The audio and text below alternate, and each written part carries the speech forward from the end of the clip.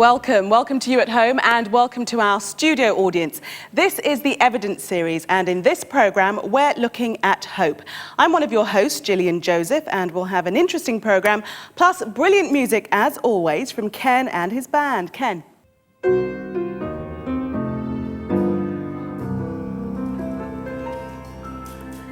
Thank you, Ken. Thank you, Ken.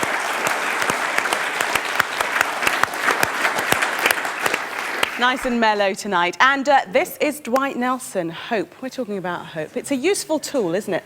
I always think of nurturing hope, and I think of your countryman, Reverend Jesse Jackson, with his great phrase, keep hope alive. Happened to meet Jesse Jackson this summer, as a matter of fact, another story.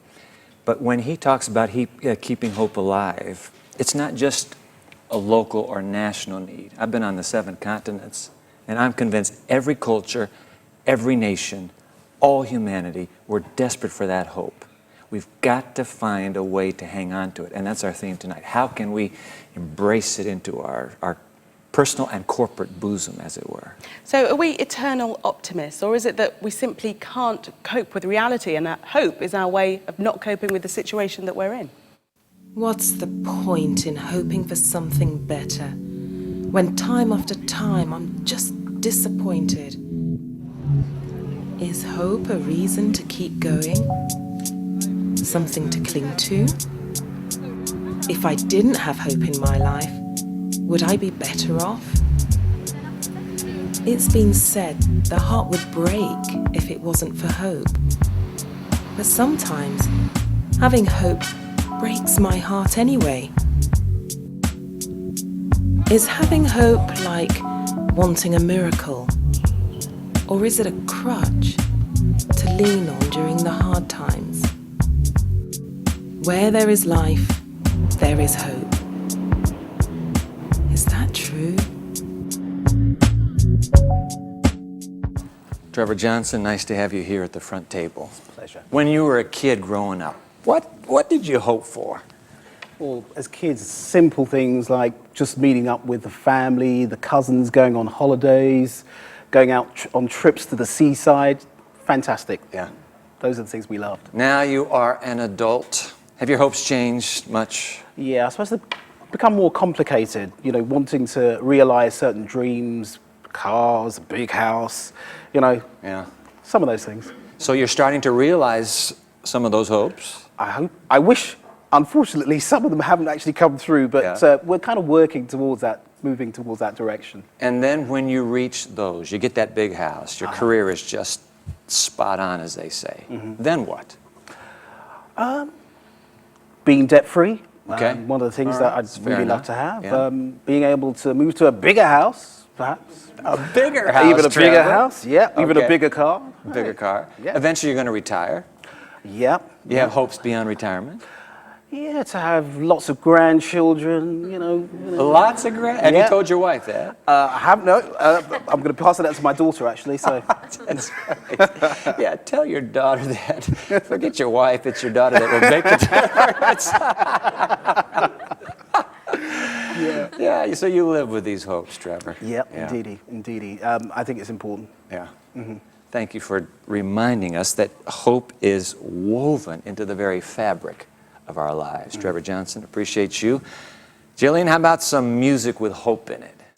Now, this next song is going to be performed by Paul Lee, and it's called Sanctuary. Can you tell us what the song's about, Paul? This is a song of hope. It's about God's love for you and knowing that wherever you are and whatever is happening to you, God is with you. Okay, ladies and gentlemen, Paul Lee.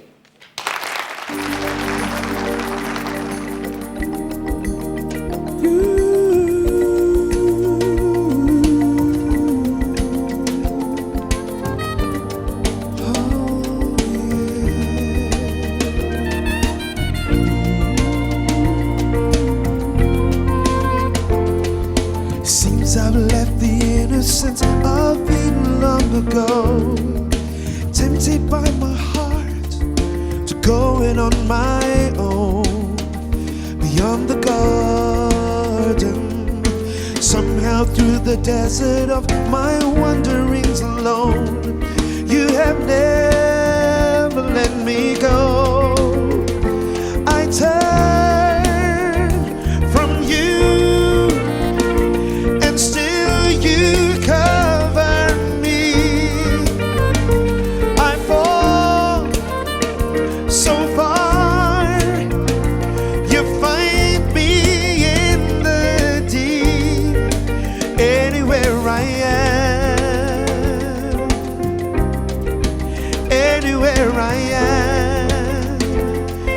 sanctuary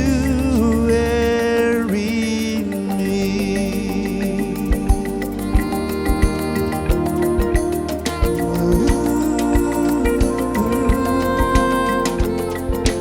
I have felt the separations deep within my bones, brought me to my knees, crying out for hope. Beyond the garden, somehow through my tears you heard the words I could not speak. You were there to rescue me. I turn to you, and still you cover me. I fall so far, you find me in the deep. I lose my way, you're reaching out to me anywhere I am.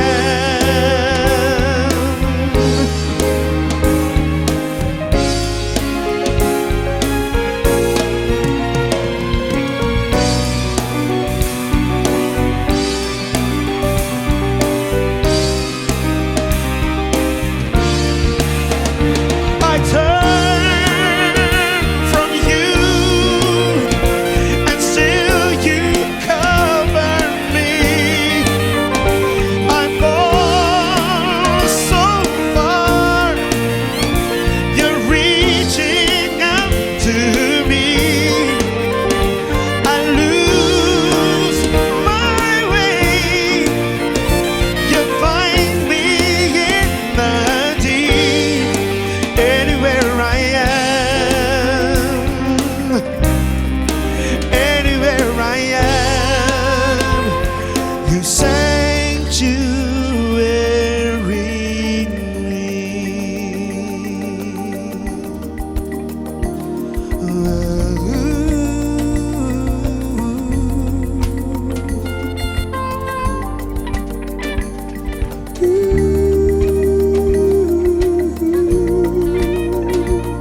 Sanctuary me.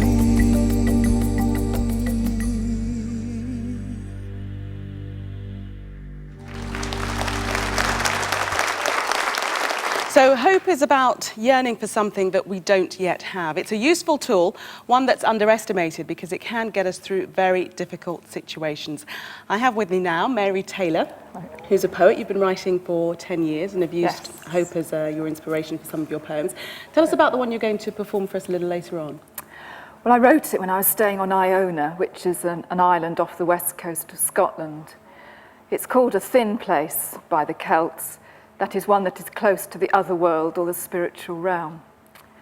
Prior to going there, I'd worked in hospitals, which I found to be sad, dark places, and myself, I became depressed.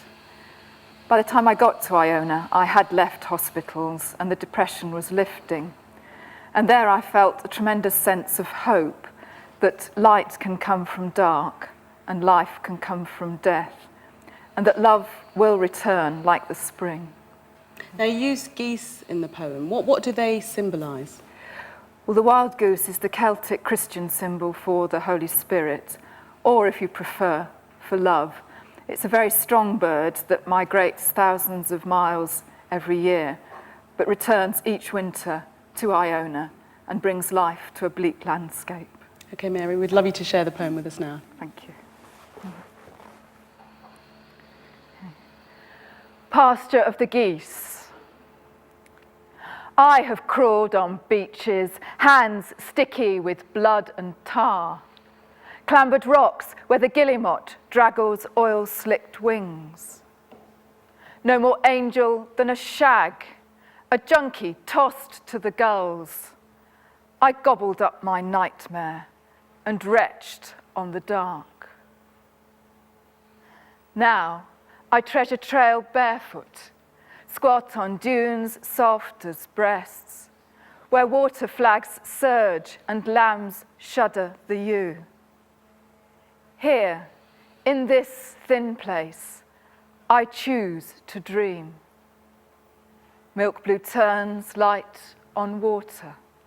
Like pebbles, skim my longing for the wild goose whose wings alone can shelter.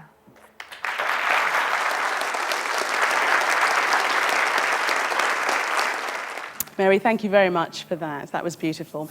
Well, I know personally that without hope, I probably wouldn't get up in the morning. I can genuinely say that each new day, I hope will be better than the last. But what does hope mean? Is it resilience? Is it courage? Is it wishing our life away? What does hope mean in your life? Well, you hope for things in life. That we stay healthy and be happy. Nada uvijek tjera dalje čovjeka, ne znam, trebamo se nadati. Da se ne nadamo ne bi trebali niti živjeti. Toga što nada nas tjera dalje, ona je nešto što pokreće cijeli ovaj svijet. To je nešto, ne znam, je nešto što se nalazi u svakom čovjeku, čak i u političarima. Znači, čak i u tim abnormalnim ljudima što ih tjera dalje da se bore, rade, da se žive. Ne znam. Without hope, you can't go any further, his words. Well, sometimes hope is that shining light at the end of the tunnel. Sometimes we can't see that light at the end of the tunnel. And when things are really bad, we can't even see the tunnel at all. Well, that's exactly where Eileen Phillips was. She was in a really dark place. But she turned that around and she was able to provide hope for others. This is her story. Well, my journey, it goes back quite some way. I remember before I was actually sectioned that lots of things had been going on in my life. Gradually my feelings, I just started to become very unhappy, very withdrawn, not happy to go to work. And you know, I quickly sensed something was going wrong and I suspected I may have been depressed. I spoke to my tutor at uni about it, even drawing on the analogy that, my head just feels so swollen, I just feel so pressurised inside, and the only thing that I felt could give me relief was if someone put a pin in it and burst it and let all this, this energy that was building up inside out. It was such a difficult situation, it was like I could not be understood. I'd speak to family and I'd speak to friends and, they'd want to jolly you along and said it would be okay. But inside of me, there was such an empty void. There was nothing would make me feel better about myself. Nothing would make me feel better about the future. I began to feel like, what's the point of living? I've got nothing to offer. I've got two beautiful children, beautiful boys, and they deserve, a mum who can really love them and give back to them instead of them giving back to me, because it's almost as if the relationship had changed. They were starting to parent me. Everything just seemed hopeless. Everything seemed useless. Nothing seemed worthwhile. The only thing that, seemed to be worthwhile for me at the time was like not to be there, not to be existing, and to be away from everyone so they didn't have to be concerned with me, they didn't have to be around me. I was miserable, and just for me to be out of my inner pain and turmoil, which no one seemed to understand or could reach. I'd been sectioned. I spent 4 horrific months on the wards. And, you mentioned the word released, and it felt like that because it felt like I was in prison. It really, really did. It didn't feel that I was being cared for. That didn't seem like care to me, the things that were happening there and what I saw and how I was treated. And yet I was released after 4 months of being in there. Still difficult being on the outside. I wasn't sure what was worse, being inside the hospital or outside the hospital. But I guess gradually, little by little, working on myself, the love and support of my family, my children, and at that time I'd started counselling, and that was an enormous relief for me. At the time I didn't know it was going to be that way because it was a painful situation, and I remember leaving my sessions on Friday in tears, agony, and saying I'm never going back, I'm hurting more than when I went in. But I guess I had to go through that hurt to come through to the healing. And then a little after I applied for a job, a local hospital, sessional work, and surprised myself that I got the job. I thought, oh my gosh, someone wants to employ me. Are they sure?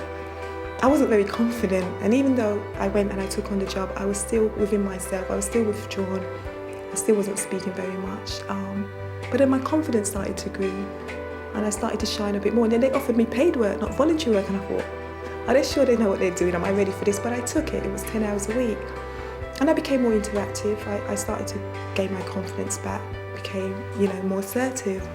But one thing bothered me, and that was the fact of seeing so many patients on the ward, and I guess the borough that I live in locally, you know, a lot of African Caribbean people on the ward, and it really bothered me when they were discharged and sent home, that you could see them being sent home and they weren't ready to be home. They still walked around with slouched shoulders, no hope almost, like how I'd felt back then, and I thought there's got to be another way.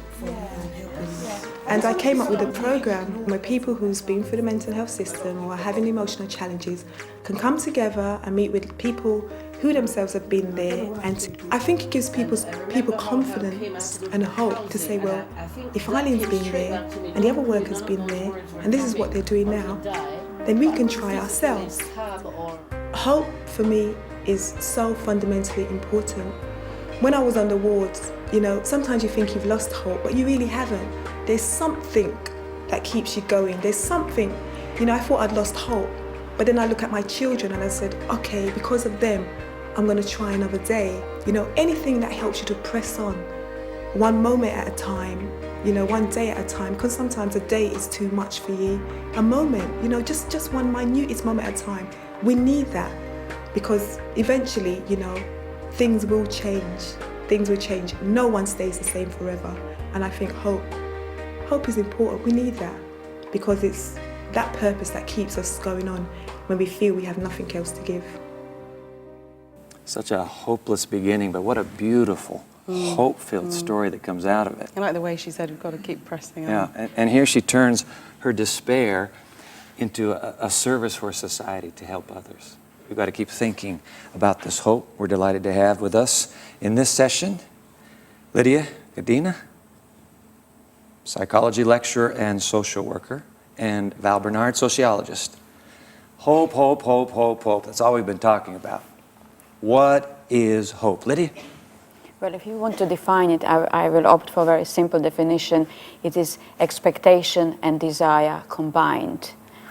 An innate ability, really, to look forward to the future. Something outside of us yet ahead that I'm clinging to. Yes. Uniquely human? Well, maybe so, we would like to think.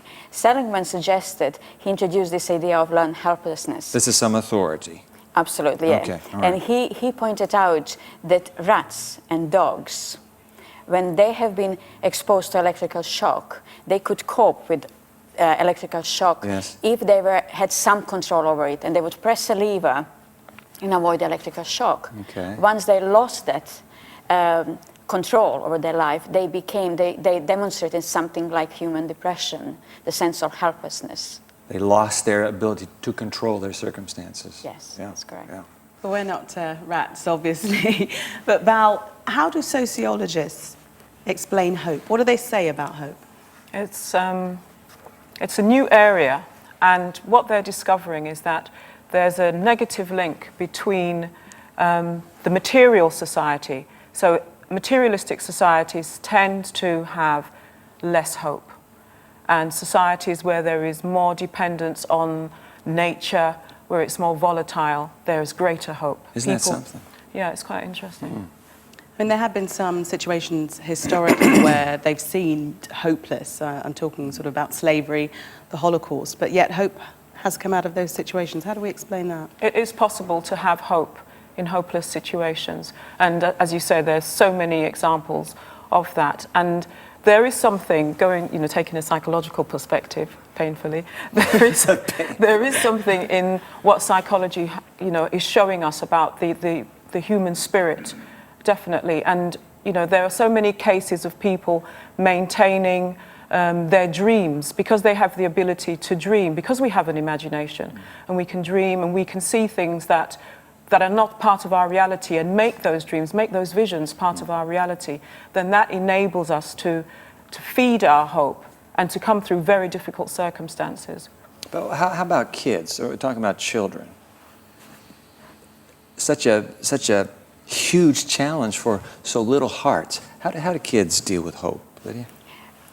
I have been for 5 years part of academia, and I was teaching about behavior. Okay. I was teaching about the impact of diverse situation on people's life. And I really thought that I sussed it out.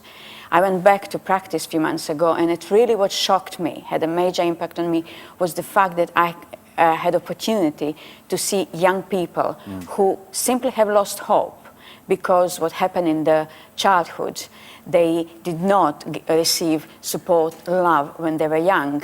And nowadays, they present as life has no meaning, no worth. And they engage in self-harming behavior, totally hopeless or helpless outlook on life. Is there any way we can, not just coach kids, but even ourselves, how can we build on the hope that's in us? How can we strengthen that sense of the future? We live in the era of cognitive behavior therapy. Anybody who wants to make money, that's the place to be. Why? Right. Because it offers the idea that actually we can retrain what we think and how we think. So how do I need to retrain myself? Well, it's a big topic, but maybe something that I would like to just point out that there is a lot of evidence that suggests that religion actually offers sense of well-being to people.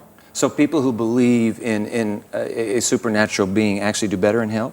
Empirical evidence to suggest so? Sufficient evidence, especially in relation to general well-being, sense of worth. And that's coupled with the role of the media. I think that the media has a lot of power in society, and they're actually responsible, some people would argue, for constructing communities of despair through what people are watching and how that influences. So you're suggesting maybe not be so immersed in the media. Taking more control of our environment, definitely. Val, Lydia, thank you very much for pointing us in the direction of hope we needed. Ladies and gentlemen, Val and Lydia.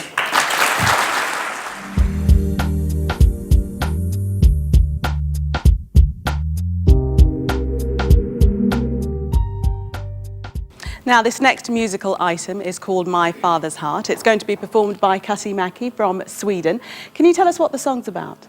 The song's about a lot of things. It's about worshipping God, the whole creation, worshipping God. It's about us surrendering ourselves to God. And there's a line in the song that says, "Love is all we need to heal us." And that, to me, is a message of hope, that there's hope in God's love. Kasi, thanks for sharing that with us. My Father's Heart, ladies and gentlemen.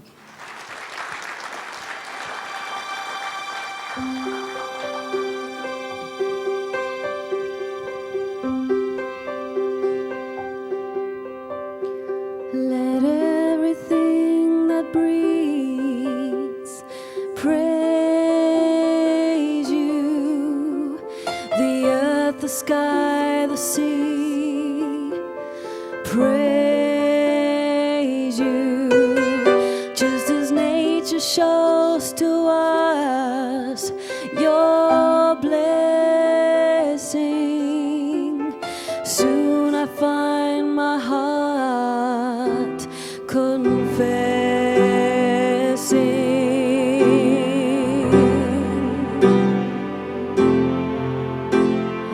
My love is not my own, it all belongs to you. And after all you've done, the least that I can do is live my life in every part, only to please my Father's heart.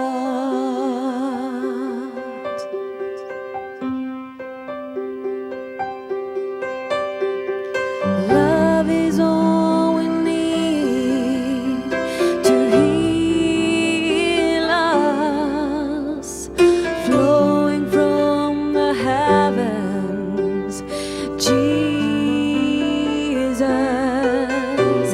And with one voice we'll sing,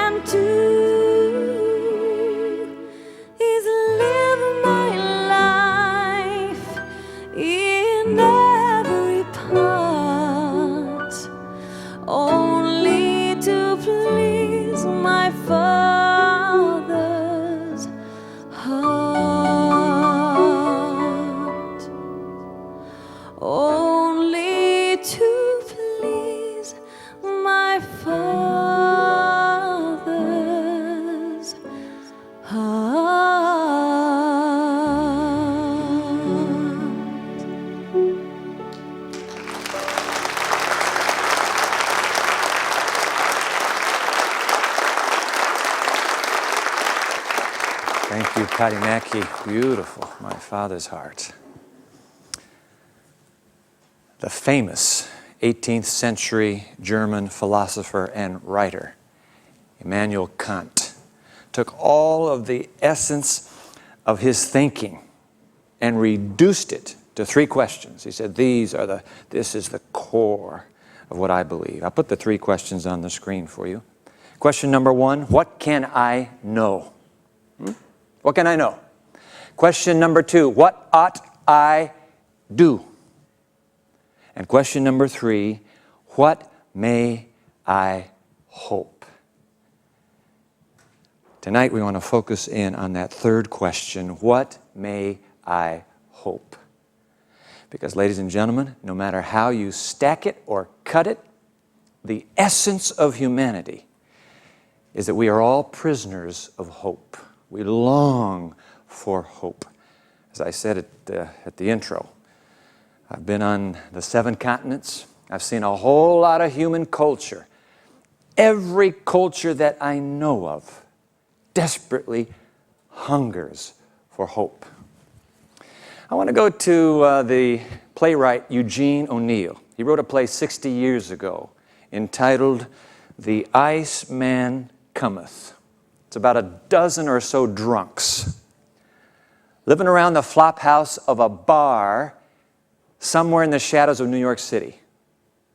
The drama actually is centered about the planned birthday celebration for the owner, whose name happens to be Harry Hope. The drunks are deciding that they are going to throw the party for Harry Hope. And so the invitations have gone out, and prostitutes are on that invitation list, and some ex-policemen, and some ex-anarchists, and an ex-British officer, and an ex-commander from the Boer War. They're all gathered together.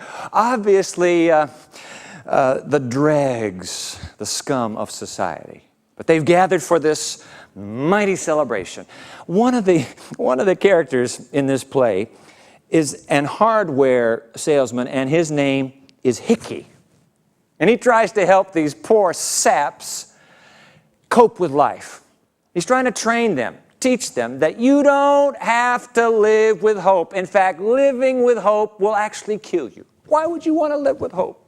It's going to destroy your anticipation of life because hopes don't come true, and then you live with bitter disappointment. It simply is not worth hoping in anything.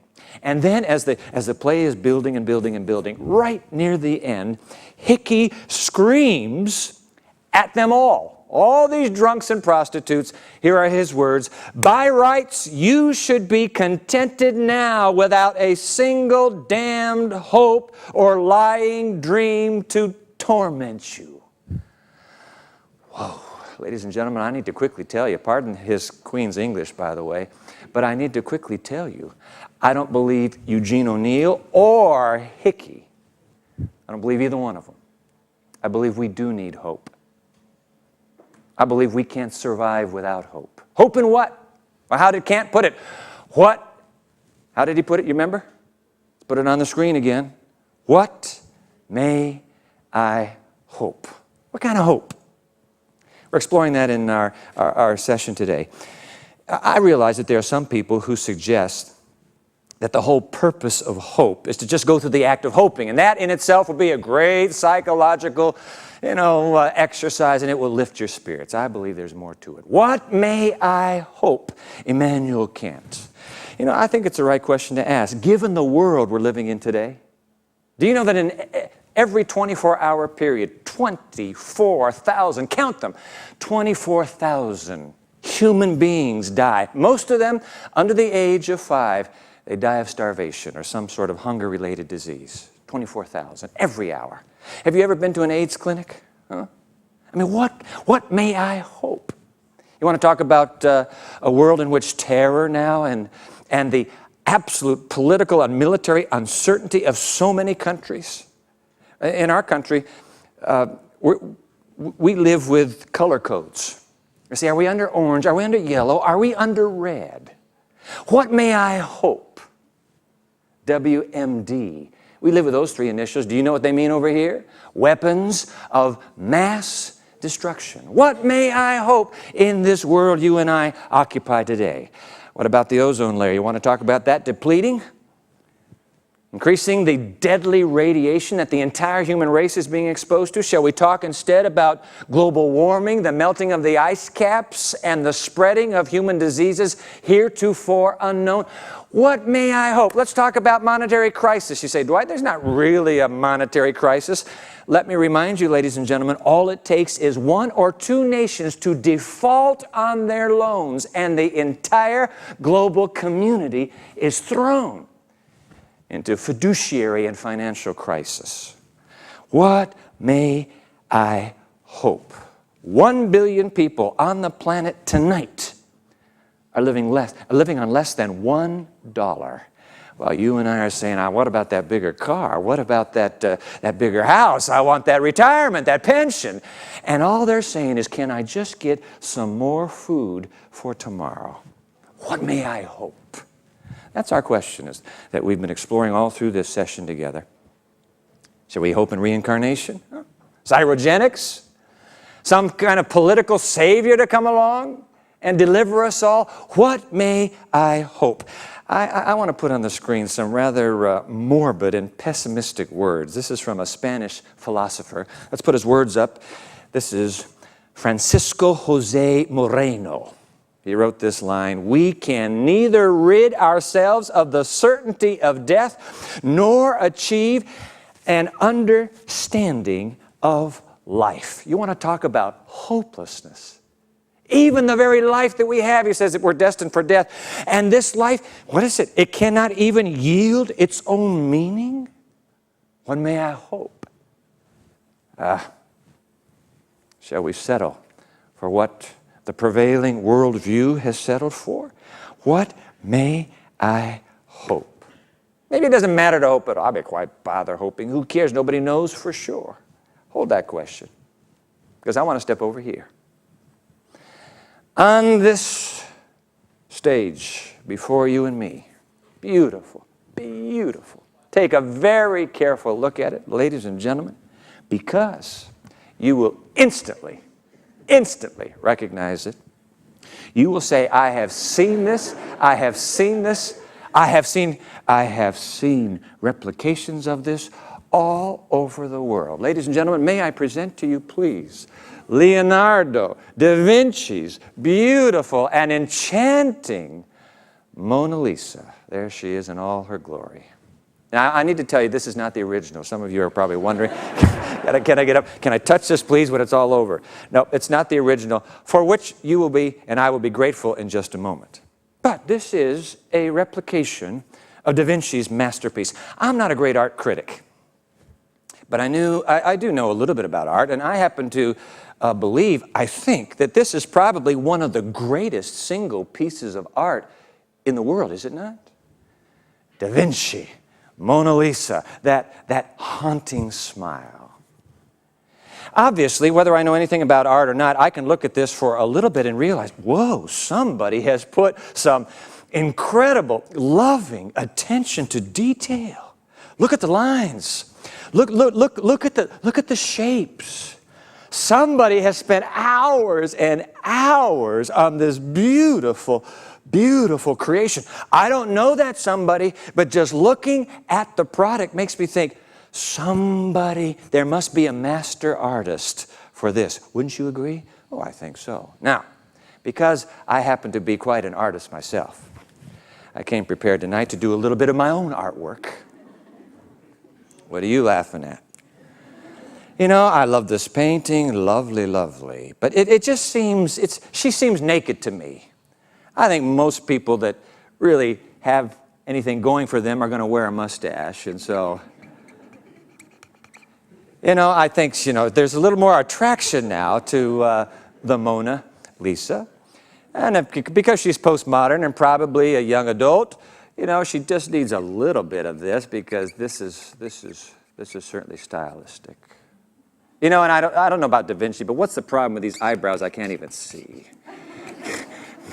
He's awfully. She needs to be a part of the movement. She needs to be a part of the movement and wear the symbols of the age. And You know, I don't know. She just was just a little something to give her a bit of color and personality, wouldn't you say? Now, ladies and gentlemen, you're sitting there saying, oh, this is almost sacrilegious. Why would you think to do that? Well, Da Vinci's not here, so I get by with it. But ladies and gentlemen, look, there it is. Now, there are 2 points I want to make from this. I hope they're simple enough. If this painting, let's say you went to the Tate Gallery in London, all right? So you go to the Tate Gallery, and you walk in, and not being a connoisseur of great art yourself, just like me, you see at this Nelsonized version of Da Vinci is hanging in the Tate, let's say, and you see it and you walk in. You say, ah, man, what a piece of mess. Who would ever hang artwork like this? See, you don't understand. You don't realize that it's a masterpiece. You see what I've done to it, all the defacing that I've done, and you're saying, bring me the next picture, please. But ladies and gentlemen, I want to make a point to you, point number 1, and that is, even though you don't recognize that, in fact, this is a masterpiece that has been defaced, and you think it's just a perverted bit of art, the fact that you think it's a perverted bit of art does not change the reality that it is still a masterpiece. Just because you don't see the masterpiece there, it's still a work of art. You can't change that fact, can you? You can't change it. Okay, so that's point number 1. No matter what you say to it. In fact, let me put these words on the screen just so that you get them straight up. Does the fact that I have ruined this painting take away from the original care and love and energy that Leonardo put into it from the start? Does it take it away? No, it does not. No. No matter what I've done to it. And secondly, here's the other point I want to make. Let's say you are a connoisseur of great art, and you walk into the Tate, and you see this, and you say, whoa, something's wrong with this painting because it's been defaced. And the longer you stare at the painting, I don't know, maybe you heard the story about how the original Mona Lisa and Leonardo da Vinci, maybe you're aware of the story, and so you look at the painting and you say, I know the story. I know that, in fact, there is a masterpiece, and the more you study it, you can see even beneath this, look at those lines, look at that shading. Even though I've defaced it, you still sense that there is a masterpiece lying beneath that awful ruining of what was once the masterpiece. 2 points. It's still a masterpiece whether you say it is or not. Second point, somebody who really looks closely enough will say, I see it right there. Ladies and gentlemen, what does that have to do with hope? I'll tell you what it has to do with hope. Maybe the canvas you and I are living upon has been painted by a master artist. And maybe somebody got a hold of it and defaced it. And that if you look closely enough, the master's work might yet be seen. A friend of mine is a philosopher and writer. His name is Cliff Goldstein. He wrote a book recently called God, Gardel, and Grace. I'm going to put his words on the screen. Take a look. Look closely. Now, these are his words. See? Look closely. A rotted peach, now think with me, a rotted peach demands first the peach. Isn't that true? You have to have a peach before it can rot. And there can be no sexual disease without first sex. And behind the abused child exists only the child. Like cracks in the pieta or the blotch on a banana, these adjectives are secondary, unoriginal, after-the-fact intrusions. That's after the fact. And the fact itself, as pure fact, is good. What the writer, what my friend Clifford is saying is, you got to get beneath the surface. Something was there first, before this rot set in. Something was there. Now, he goes on. I want to put his next words up on the screen here. Children, peaches, sex, before any deficiency, antecedent to any defect, reveal the creative touch of such a tender, genteel love. Think of them, edited of all the unintended adjectives, imagine the child unmodified. But even now it's there in the subtle curves of the peach, in the deep echoes of sex, and all through the child. It's dripping off the trees even, more apparent than air. And we sense it even if we're afraid to say it for the fear of sounding silly or unscientific. However rudely deflowered, nature still can transcend parched logic and sprinkle us with hints of something more hopeful than cosmic entropy or decay. Can you see my point, ladies and gentlemen? Nature itself, there's something beneath it. Look closely at the masterpiece. Take a look. Could it be that when we see hints of the original, we find maybe reason to hope again? I want to put some pictures of nature on the screen. I love these shots. Take a look at these, will you? Look beneath the surface defacement. You know what I see? Myself, I see the evidence of a loving designer, creator, whose master hand has left his footprints, as it were. Somebody with an astounding amount of care for the original creation. I see a Mona Lisa when I look at nature. I see a Mona Lisa that's been defaced. Somebody scratched it up. And that, my friends, is reason and cause for hope. Because if there is a master artist, and you can spot his fingerprints, then I have reason, you have reason, we have reason indeed to hope. What may I hope? Immanuel Kant asks. I mean, you think about it. All I need really to subsist, isn't this true? All I need, I probably need about, 3 vegetables? I could live on 3 vegetables. I could live on maybe three pieces of fruit, 3 different kinds of fruit, 3 kinds of grain. What kind of a palette and canvas is this that instead gives me hundreds and hundreds and hundreds of varieties of all of the above? I mean, if it's just vitamins and nutrients and a little bit of extra B12 that I need, just put it in one pill for me. But instead it all comes wrapped in the most spectacular array. Do you suppose that this was all for the sake of the bacteria?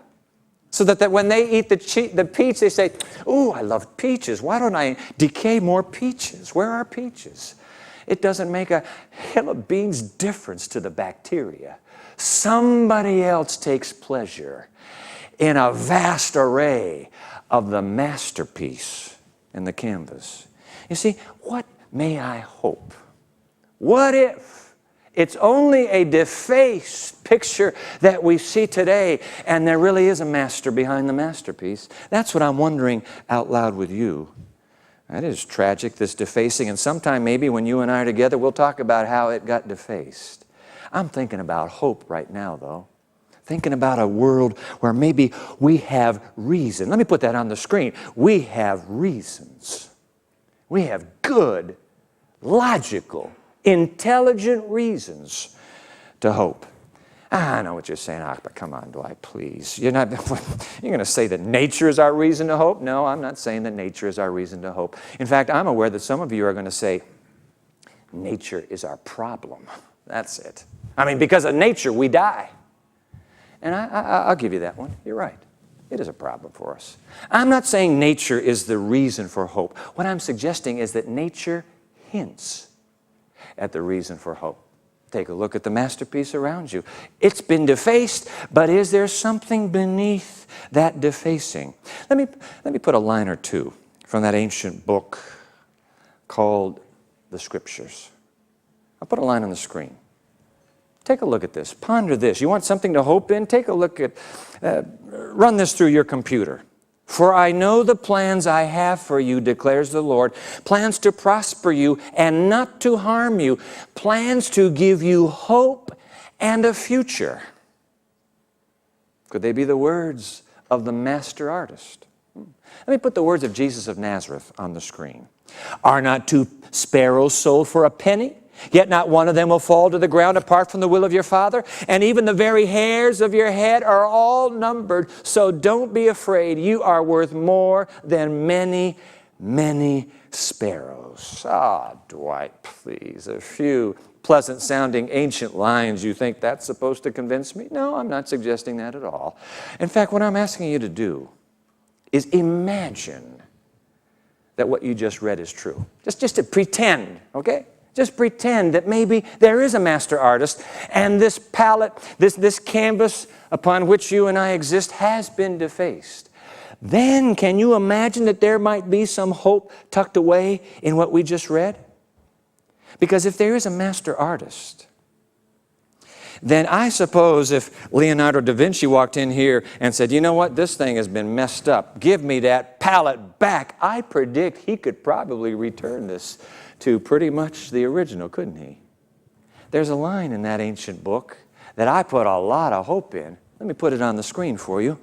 Near the end of the book, God will wipe every tear from their eyes. There will be no more death or mourning or crying or pain, for the old order of things has passed away. Wow, talking about hope. You mean it's not going to be this great cosmic turn off and crush and just finally sucking out all the light in the universe and the last one out, please turn the lights off? You mean there is a master designer and an artist who can return to the canvas and restore it pristine and perfect once again? Yeah, that's what I'm saying. Hope. What may I hope? I tell you what, I receive all of these lines that I read as promises of a God who not only loves His creation. Well, let me put this on the screen for you. He's the God who holds the future of this creation in His hands. In fact, there are promises all the way through that ancient book. Some of the promises are called prophecies. I want to share a prophecy, just two of them. All right, the book is replete with them. Let me just share a couple of them. These are the words of the same Jesus of Nazareth. Let me put them on the screen, please. Heaven and earth will pass away. Now, I got to remind you, as you leave the words up there, I must remind you, these words were spoken 2,000 years ago. The number is vital. We'll call it back in just a moment. They were spoken, everybody knows, 2,000 years ago. All right? Heaven and earth will pass away, but my words will never pass away.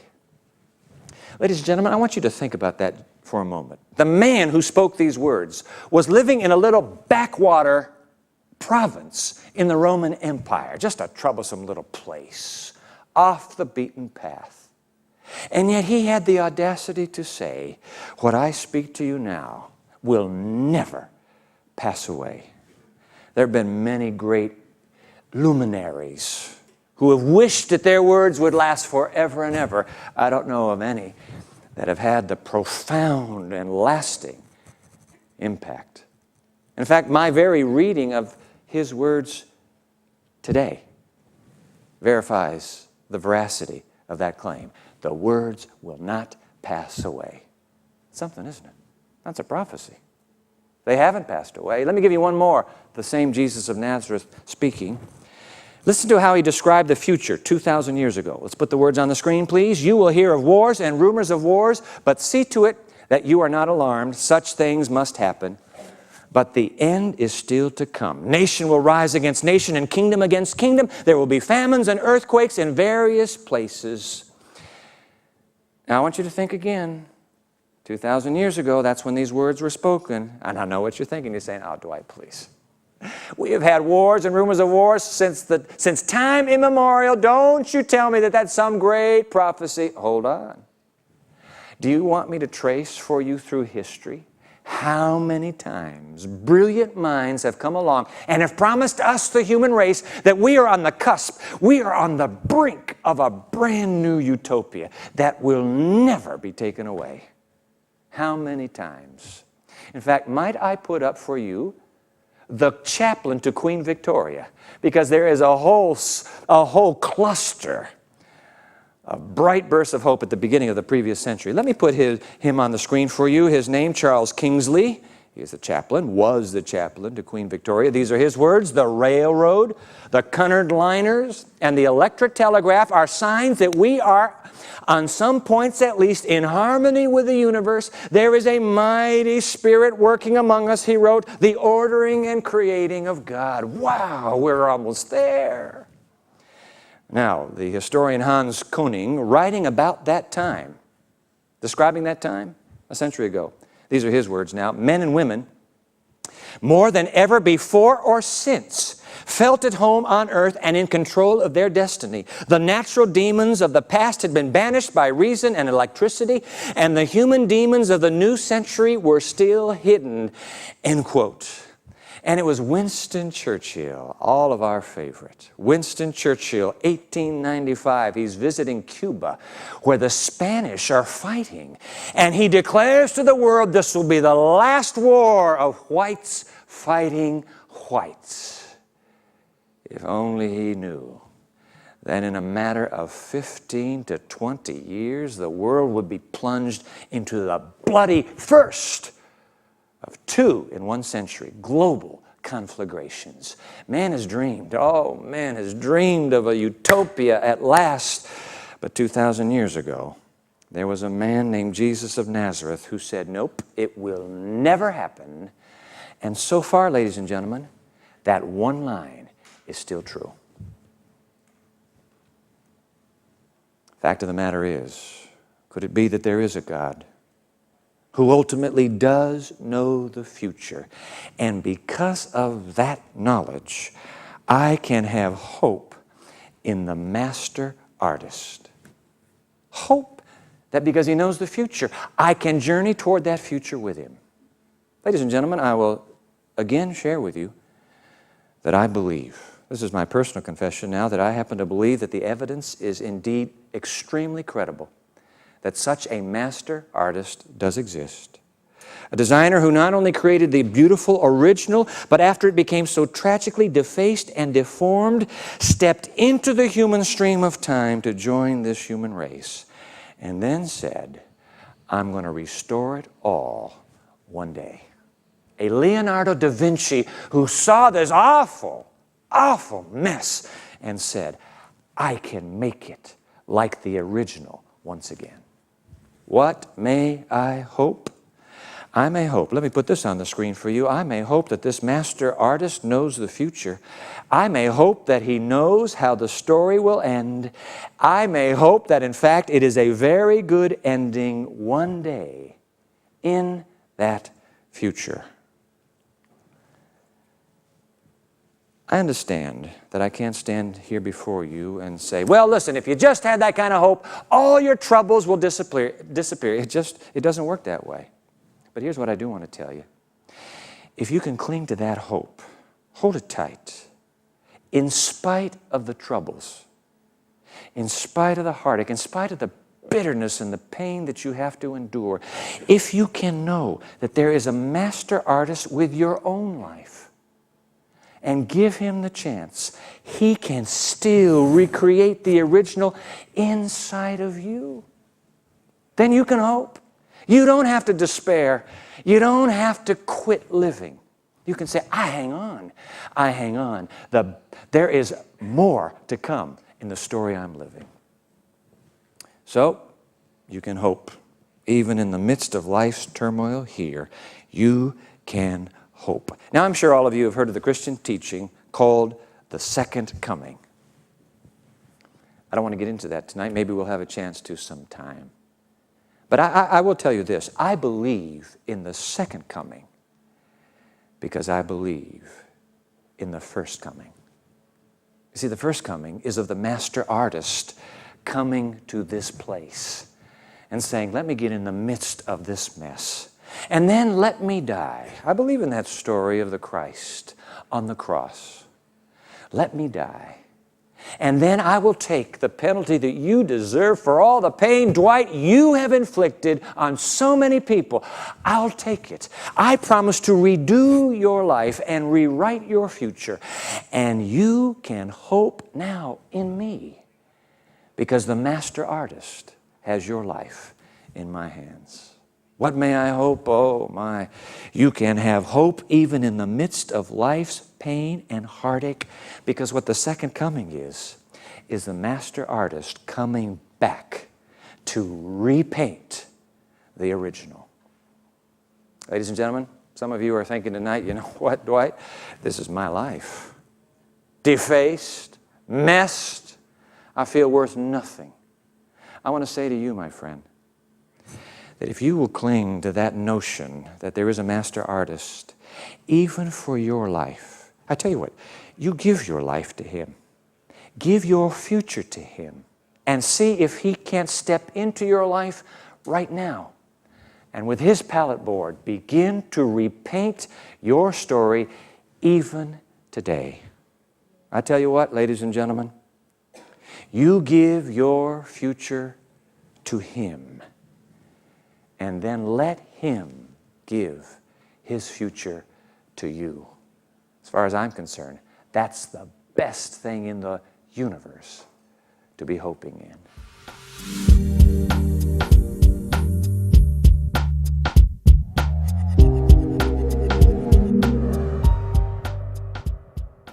So, hope. Is there more to this life than we're living? We know we've given you some food for thought, and we'd love you to get in touch. You can visit our website, or you can contact us via email, or you can give us a call. We're at the end of that phone line. We would really love to hear from you, so do get in touch. We began our session with the question, what may I hope? Answer, that with God, the very best does come last, which gives you every reason to hope indeed. Think about it. Join us again next time for more of The Evidence. Bye for now.